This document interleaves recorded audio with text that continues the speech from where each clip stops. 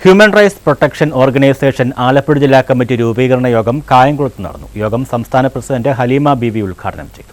Human rights protection organisation Alappuzha ജില്ലാ കമ്മിറ്റിയുടെ രൂപീകരണ യോഗമാണ് കായംകുളം TA കൺവെൻഷൻ സെന്ററിൽ സംഘടിപ്പിച്ചത്.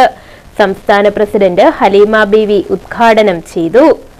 കേസുമായിട്ട് കിട്ടി ഒരു പാവപ്പെട്ടവരെയും കൊണ്ട് ഞാൻ അവിടെ പോയി നിരന്തരം ആ കേസുമായിട്ട് കിട്ടുമ്പോൾ അവിടെ നീതി കിട്ടുമെന്ന് എനിക്ക് മനസ്സിലായി.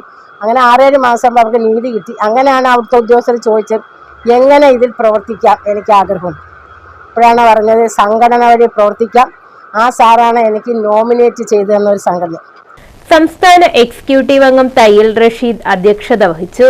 സംസ്ഥാന വനിതാ എക്സിക്യൂട്ടീവ് അംഗമായ ജെനി ജോർജ്, എക്സിക്യൂട്ടീവ് അംഗങ്ങളായ ഷൺമുഖം, ജോർജ് സ്റ്റീഫൻ, അനീസ് തുടങ്ങിയവർ പ്രസംഗിച്ചു. എനിക്ക് ഒന്ന് മാത്രമേ പറയാനുള്ളൂ. ഞാൻ ഇതിലേക്ക് കടന്നു വന്നിട്ട് പഠിച്ച ഒരു പാഠമാണ്. ഇതിലൂടെ നമുക്ക് ഒരുപാട് കാര്യങ്ങൾ നേടാൻ കഴിയും. നമ്മൾക്കല്ല, പാവങ്ങളുടെ കണ്ണീരൊപ്പാൻ കഴിയണം. ഓരോ വ്യക്തികൾക്കും നമുക്കത് ചെയ്യാൻ കഴിയും. ആദ്യം എനിക്ക് വരുമ്പോൾ എനിക്ക് ഒരു ബുദ്ധിമുട്ടുണ്ടായി. ഞാൻ ഇതിലേക്ക് എന്താണ് എനിക്ക് ചെയ്യാൻ പറ്റുക, എന്ത് ചെയ്യാൻ പറ്റും എന്നൊക്കെ ഒരു കൺഫ്യൂഷൻ ഉണ്ടായിരുന്നു. പക്ഷെ ഇപ്പം അതെല്ലാം മാറി.